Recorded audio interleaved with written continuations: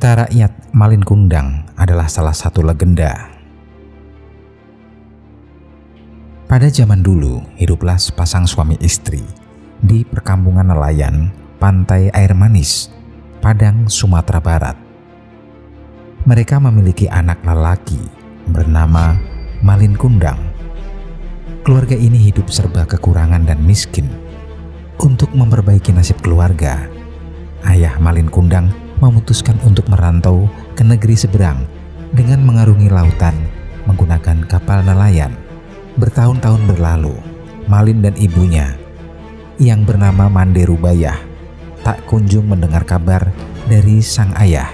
Ibunda Malin hanya bisa pasrah dan berusaha sekuat tenaga untuk membesarkan Malin Kundang. Untuk mencukupi kebutuhan sehari-hari, Mande Rubayah berjualan kue dari pasar ke pasar dan dari rumah ke rumah. Hingga suatu hari, Malin tiba-tiba jatuh sakit. Anak malang itu sakit keras, bahkan hampir merenggut nyawanya. Namun berkat kasih sayang ibunda, Malin berhasil sembuh dan selamat dari penyakit yang mematikan. Setelah sembuh dari sakit parah, Malin semakin menyayangi ibunya dan keduanya hidup saling menyayangi. Bertahun-tahun hidup berdua. Tak terasa, Malin sudah dewasa. Ia pun meminta izin kepada ibunya untuk merantau ke kota besar untuk mencari uang dan mengubah nasibnya. Kebetulan saat itu sedang ada kapal besar yang merapat di Pantai Air Manis, sehingga Malin tak ingin melewatkan kesempatan besar untuk merantau. Meski begitu, sang ibu mulanya melarang Malin untuk pergi karena takut terjadi sesuatu. "Jangan Malin, ibu takut terjadi sesuatu denganmu di tanah rantau sana. Menetaplah saja di sini, temani ibu," ucap ibunya sedih. Malin pun mencoba menenangkan sang ibu. "Ibu tenanglah, tidak akan terjadi apa-apa denganku. Ini kesempatanku, Bu, karena belum tentu setahun sekali ada kapal besar yang merapat di pantai ini. Aku ingin mengubah nasib kita, Bu. Izinkanlah," ujar Malin sambil memohon. Dengan berat hati, Mande Rubayah mencoba menyingkirkan kekhawatiran dan ketakutannya atas kepergian Malin. Ia pun mengizinkan Malin untuk merantau ke kota besar dan berjanji akan selalu menunggu Malin kembali ke rumah. "Baiklah ibu, izinkan. Cepatlah kembali. Ibu akan selalu menunggumu, Nak," kata ibunya terisak tangis. Sebelum pergi, Malin dibekali dengan 7 nasi berbungkus daun pisang untuk bekal di perjalanan. Akhirnya Malin berangkat dengan menaiki kapal dan meninggalkan ibunya sendirian di kampung halaman. Hari-hari dilalui dengan sepi dan waktu berjalan begitu lambat bagi Mande Rubayah.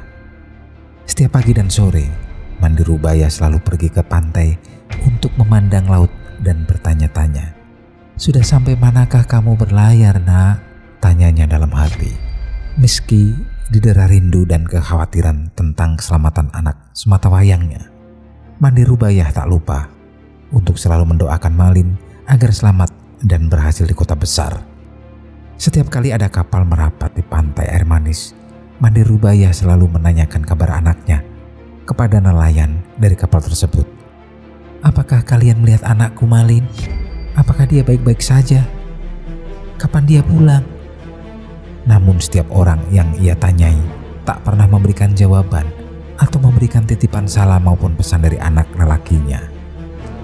Bertahun-tahun telah berlalu. Mande Rubayah kini tak lagi muda. Jalannya sudah terbungkuk-bungkuk. Wajahnya dipenuhi keriput dan rambutnya memutih. Meskipun begitu, ingatan dan kasih sayangnya kepada Malin tak pernah berkurang. Suatu hari, seorang nahkoda yang dahulu membawa Malin ke kota besar, memberi kabar bahagia kepada Mande Rubayah. "Mande, tahukah kau? Anakmu kini telah menikah dengan gadis cantik, putri seorang bangsawan yang sangat kaya raya," ucap si nahkoda. Mendengar hal itu, Mande Rubayah hanya ingin segera bertemu anaknya. Setiap malam berdoa agar Malin cepat pulang. Keyakinan bahwa anaknya akan pulang tak pernah pudar. Suatu ketika, sebuah kapal besar, megah dan indah menepi di pantai air manis. Warga berkumpul mengelilingi kapal mewah tersebut karena mengira bahwa kapal itu memiliki seorang sultan atau pangeran. Mandi Rubaya ikut berdesakan mendekati kapal, dan benar saja pemuda tampan berpakaian indah itu adalah Malin Kundang.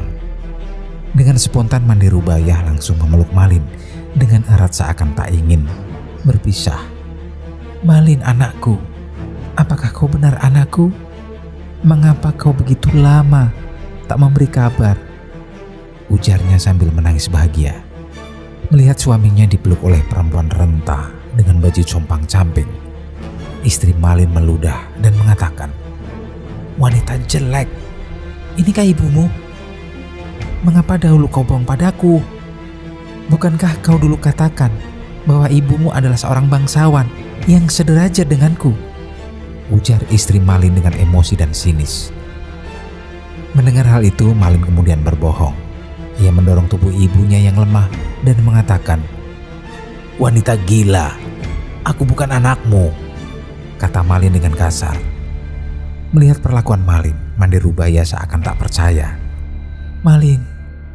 Malin anakku, aku ini ibumu nak. Mengapa kau jadi seperti ini?" ujarnya seraya tertatih bangun dari tanah. Malin tak mempedulikan perkataan ibunya. Rasa malu kepada istrinya jauh lebih besar ketimbang rasa sayangnya kepada sang ibu. Malin pun tak mengakui bahwa Mandi Rubaya adalah ibunya. "Hai wanita gila, ibuku tak seperti engkau, melarat dan kotor," tepis Malin ketika melihat ibunya mencoba memeluknya kembali. Mandi Rubaya akhirnya pingsan ketika ia sadar pantai sudah sepi dan kapal mewah yang ditumpangi Malin telah pergi menjauh. Tak hanya tubuhnya yang kesakitan, hatinya jauh lebih terluka saat mengetahui bahwa anak sematawayangnya berbuat semena-mena terhadapnya. Mandi Rubaya berdoa kepada Tuhan, "Ya Tuhan, kalau memang dia bukan anakku, aku maafkan perbuatannya tadi. Tapi kalau memang dia benar anakku yang bernama Malin Kundang, aku mohon keadilan-Mu ya Tuhan," ucapnya sambil menangis. Sesaat kemudian, hujan lebat tiba-tiba mengguyur disertai badai besar yang menyebabkan kapal mewah Malin Kundang terhantam. Petir pun menyambar dan menyebabkan kapal milik Malin hancur berkeping-keping hingga terbawa ke tepi pantai air manis. Keesokan harinya ditemukan batu besar menyerupai manusia sedang bersujud, dan itulah tubuh Malin Kundang yang dikutuk ibunya menjadi batu. Konon, di sela-sela serpian batu terlihat ikan teri, ikan belanak, dan ikan tenggiri berenang di sekitarnya. Menurut legenda, ikan itu merupakan serpihan tubuh istri Malin. Menurut masyarakat setempat, terkait cerita rakyat Malin Kundang, hingga kini apabila ada ombak besar, masih terdengar jeritan manusia yang sedang meratapi nasibnya. Itulah cerita rakyat Malin Kundang yang populer dan penuh pembelajaran. Terima kasih masih bersama channel Saka Nagari.